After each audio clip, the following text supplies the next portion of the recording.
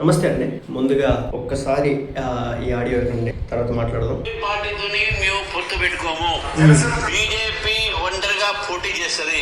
జనసేన కానీ ఇంకే పార్టీ కానీ జాతీయ పార్టీ కాబట్టి అది ఎన్డీఏలో భాగం కాబట్టి అది జాతీయ స్థాయిలో ఆ రెండు పార్టీ గురించి నిర్ణయిస్తారు. కానీ మాకు ఎటువంటి పార్టీతోని తెలంగాణలో ఉండదు అది స్పష్టం చేస్తాం.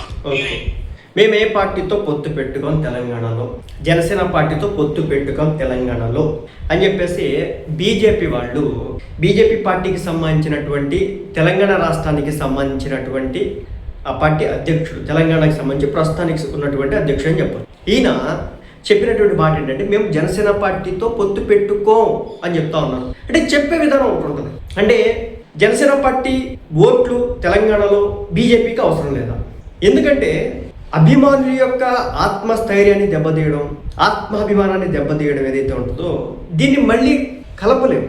పవన్ కళ్యాణ్ గారు 2019 ఎలక్షన్స్ అయిపోయిన తర్వాత తన రాజకీయ వ్యూహాలు వేసుకుంటూ 2024 ఎలక్షన్స్లో పోటీ చేసే టైంలో ఇలాంటి తప్పుల దగ్గర నుంచి పాఠాలు నేర్చుకొని ఒకవేళ వేరువేరుగా పోటీ చేస్తే ఏం జరిగిద్దని చెప్పేసి తనని తాను తగ్గించుకొని పవన్ కళ్యాణ్ గారు నిలబడ్డాడు. మన ఎలక్షన్ నిలబడిన తర్వాత దాని రిజల్ట్ మనకు తెలుసు. ఆంధ్రాలో బీజేపీ పార్టీకి ఎంత పవర్ ఉంది? ఎస్, కేంద్రంలో ఉండొచ్చు, నరేంద్ర మోడీ గారు అంటే గౌరవం ఇష్టం, ఎస్ ఉండొచ్చు కేంద్రంలో. కానీ ఆంధ్రాలో ఏముంది? కానీ తనను తాను తగ్గించుకుని ఎంత చేస్తున్నాడు? ఏనాడైనా ఒక బీజేపీ పార్టీని కానీ ఒక బీజేపీ పార్టీ నాయకుల్ని కానీ ఒక్కరోజైనా ఒక్క మాట అన్నాడా? ఈ 5 ఏళ్లలో ఒక్కరోజు కూడా అనలేదు ఆ మనిషి. పొత్తు పెట్టుకోకపోవచ్చు, మీరు పెట్టుకోవద్దు కూడా, కానీ చెప్పే విధానం ఉంటుంటుంది. రేపనే రోజున జనసేన పార్టీతో పొత్తు పెట్టుకునే ఆవశ్యకత ఏర్పడితే పరిస్థితి ఏంటి? ఈ రోజు మీరు అన్నటువంటి మాటల్ని రేపు ట్రోల్ చేయకుండా ఉంటారా? మేము పొత్తు పెట్టుకొని కరాఖండిగా చెప్తున్నారు. రేపు పొద్దున్న తెలంగాణలో బీజేపీతో పొత్తు పెట్టుకుంటే పరిస్థితి ఏంటి? బీజేపీ వచ్చి జనసేన వాళ్ళని పోయినసారి ఇదే జరిగింది. తెలంగాణకి సంబంధించిన మున్సిపల్ ఎలక్షన్స్ జరుగుతున్నప్పుడు ఇంతే అనమాట. అప్పటికప్పుడు జనసేన పార్టీ వాళ్ళు వెనక్కి తగ్గాలి, జనసేన పార్టీ వాళ్ళు వేసిన నామినేషన్ రిమూవ్ చేసుకోవాలి, అంటే విత్డ్రా చేసుకోవాలి. అప్పటికప్పుడు చెప్పినారు. అప్పటి వరకు నామినేషన్స్ వేసి అన్నిటికీ రెడీ అయినటువంటి జనసేన పార్టీ నాయకులంతా కూడా వెనక్కి పోయినారు. కేవలం ఆనాడు బీజేపీ కోసం చేసినారని. ఆంధ్రాలో బీజేపీకి జనసేనకి టీడీపీ మధ్య విభేదాలు లేవు, కానీ తెలంగాణలో ఎందుకు ప్రతిసారి కూడా? పోయినసారి బండి సంజయ్ గారు అలాగన్నారు, అంతకుముందు రాజాసింగ్ గారు అలాగన్నారు, ఆ తర్వాత ఇప్పుడు ఇదే బీజేపీకి సంబంధించినటువంటి రామచంద్ర గారు, ఈయన పేరు ఏదో ఉంది, సో ఆయన కూడా ఇలాంటి మాటలే. దేనికి? ఒకవేళ మీరు పొత్తు పెట్టుకోవద్దు, దానికి చెప్పే విధానం ఒకటి ఉంటుంది. మా కేంద్ర అధినాయకత్వం చూసుకుంటే దాన్ని బట్టి మేము ముందుకు వెళ్తాం.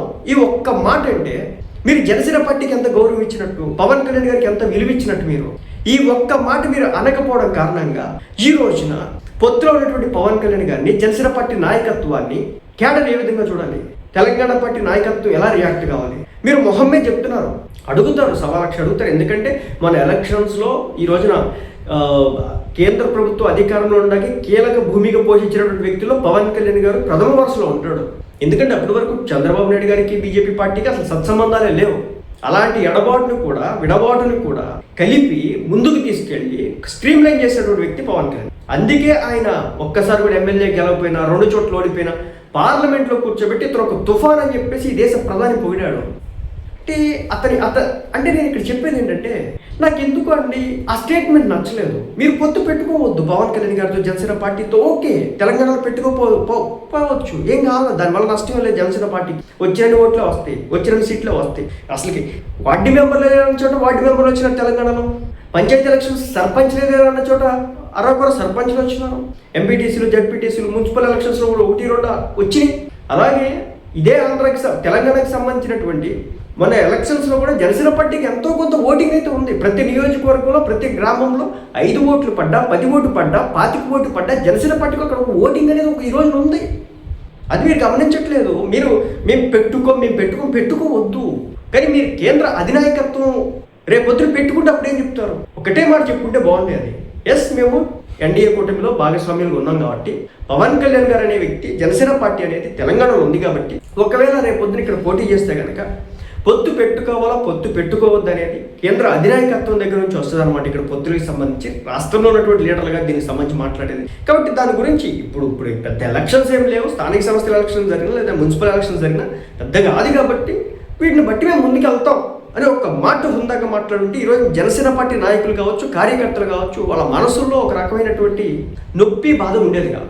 సో జనసేన తెలంగాణకి సంబంధించిన బీజేపీ నాయకత్వం ఎక్కడో ఒక తప్పునడిగా వేస్తుంది. చూసుకోకపోతే మాత్రం భవిష్యత్తులో నష్టపోవడానికి అవకాశం అయితే ఉంటుంది. మీరు అనుకోవచ్చు TDP party cadre Veerendra Revanth Reddy గారిని చూసింది, కాంగ్రెస్ని ఇష్టపడకపోయింది. ఇక జనసేన పార్టీ కేడర్ పవన్ కళ్యాణ్ గారు ఎటు చెప్తాడు వెళ్తారు. టీడీపీకి మద్దతుగా అంటే మన రేవంత్ రెడ్డి గారికి ఏదైనా సపోర్ట్ చేద్దాం అనుకుని ఇటు పవన్ కళ్యాణ్ గారు చెప్పి అడుగు ముందుకేస్తే కనుక అటువైపు వెళ్తారు. లేదు అటు బీజేపీకి వెళ్దాం, బీజేపీ వాళ్ళు మంచి పని విధానం ఉంది, సో రాష్ట్రం బాగుపడింది అనుకుని పవన్ కళ్యాణ్ గారు ఒక స్టాండ్ తీసుకుంటే అట్టే వెళ్తారు. అలాంటి క్యాడర్ ఉంది జనసేన పార్టీకి, పవన్ కళ్యాణ్ గారికి. మళ్ళీ చెప్తున్నాను, 5 ఓట్లున్న నికార్సైన ఓటు గణం ఉంది అక్కడ తెలంగాణలో జనసేన పార్టీకి ఉంది. పవన్ కళ్యాణ్ గారిని ఒక చెరువు కబ్జా చేసినాడు, సో అలాగే ఇతను మా రాష్ట్రంకి వచ్చి ఒక సభ పెట్టుకోవడానికి వీల్లేదంటే అప్పటికప్పుడు ఆయన ఇంటి ముందు కొన్ని వేల మంది జనం గుంపుకున్నారు. ఎందుకు కూడినారు? అది ఆయన సభ. తెలంగాణలో ఆయన దమ్ము అది, ఆయన ధైర్యం ఇది, ఆయన సత్తా అది. సో అలాంటి వ్యక్తి మీరు తక్కువ అంచనా వేయొద్దు అనేది నా యొక్క అభిప్రాయం. బీజేపీ వాళ్ళు పవన్ కళ్యాణ్ గారిని తెలంగాణలో తక్కువ అంచనా వేయొద్దు. ఆయన ఓట్లు ఇంతకు ముందు కూడా ఒకప్పుడు విమర్శించినాడు, పవన్ కళ్యాణ్ గారి దగ్గర ఉంది గుప్పిడి ఓట్లే కదా, ఆ గుప్పిడి ఓట్ల వల్ల మాకు వచ్చి పడేది ఏంటి అని చెప్పేసి. ఆ గుప్పెడు ఓట్లే, ఆ చివర మిగిలిపోయినటువంటి ఓట్లే, ఆ పిడికిలు ఓట్లే, అవే చాలా కీ రోల్ ప్లే చేస్తాయి. మీకు తెలుసా, ఆంధ్రాలో 40% టీడీపీకి ఉంటే 40% వైసీపీకి బొటాబోటీగా ఉంది. మిగిలిన 10%, 15% జనసేన పార్టీ లాక్కొచ్చుకుంటాం. దీన్ని బట్టి మనం అర్థం చేసుకోవాలి, ఆ గుప్పెడు ఓట్ల కారణంగానే తోక ఎటుతోగాలి, అటుతోగాల ఇటుతోగాల. మొగ్గు అడ్డు పడాలంటే ఆ గుప్పిడే పడాలి. అటు 40 ఇటు 40 ఉంటే మొగ్గు ఒక 4 ఓట్లు పడ్డగానే మొగ్గు అటు వెళ్ళిపోద్ది. అదే పవన్ కళ్యాణ్ ఇప్పుడు అక్కడ ఆంధ్రాలో, అదే పవన్ కళ్యాణ్. కాబట్టి పవన్ కళ్యాణ్ గారిని తక్కువ అంచనా వేయకండి.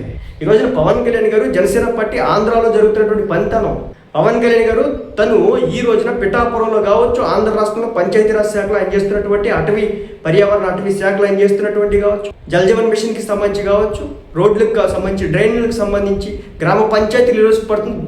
దేశం మాట్లాడుకుంటుంది. ఎక్కడో 24 స్థానంలో 23 స్థానంలో ఉన్నటువంటి గ్రామ పంచాయతీలు ఈ రోజున టాప్ 2 పొజిషన్కి విత్ ఇన్ 1 year 1.5 yearలో వచ్చి తీసుకొచ్చినటువంటి చరిత్ర కలిగినటువంటి వ్యక్తి పవన్ కళ్యాణ్ గారు. సో దేశం మాట్లాడుకుంటుంది పవన్ కళ్యాణ్ రాజకీయం గురించి, పవన్ కళ్యాణ్ గారి పరిపాలన గురించి. సో కాబట్టి క్యాడర్ని దూరం చేసుకోవద్దు, జనసేన పార్టీ కార్యకర్తను దూరం చేసుకోవద్దు. బీజేపీ వాళ్ళు ఎవరు కూడా ఒకవేళ ఆయన అంటే మీకు ఇష్టం లేకపోతే ఓకే, కానీ మీ అధినాయకత్వానికి ఆయన కావాలి. బీజేపీ పార్టీ కేంద్ర అధినాయకత్వానికి పవన్ కళ్యాణ్ కావాలి. అందుకే ఆయనకి ఒక స్పెషల్ రెస్పెక్ట్. మొన్న మోడీ గారు ఉత్తరాంధ్రకు వచ్చి భోగాపురం ఎయిర్పోర్ట్కి వస్తే పవన్ కళ్యాణ్ గారి గురించి మాట్లాడితే అక్కడ సిచ్యువేషన్ చూసినారు కదా, క్రౌడ్ పుల్లరు. మళ్ళీ చెప్తున్నా, ఓట్లు ఎన్నో కొన్ని వేయించగలుగుతాడు. ఒక విలేజ్ నుంచి 5 నుంచి 10 ఓట్లైనా వేయించగలుగుతాడు. అలాంటి దమ్ము ఉన్నటువంటి నాయకుడు. కాబట్టి ఫైనల్గా చెప్పేది ఒకటే, దయచేసి జనసేన పార్టీ క్యాడర్ని కావచ్చు, నాయకత్వాన్ని కావచ్చు తక్కువ చేయకండి. దానివల్ల నష్టపోవడానికి అవకాశాలు ఎక్కువగా ఉన్నాయి. ఎందుకంటే పొత్తుల్లో వెళ్ళడానికి ఆస్కారాలు ఎక్కువ ఉన్నాయి. బీజేపీ పార్టీకి తెలంగాణలో సింగిల్ వెళ్ళిపోతే ఏమైనా వస్తాయా? లేదు కదా. బీఆర్ఎస్ లేదంటే కాంగ్రెస్ ఇప్పుడు అక్కడ. కాబట్టి ఒకసారి ఆలోచన చేసుకుంటే బాగుంటుంది. దయచేసి పవన్ కళ్యాణ్ గారిని తక్కువ అంచనా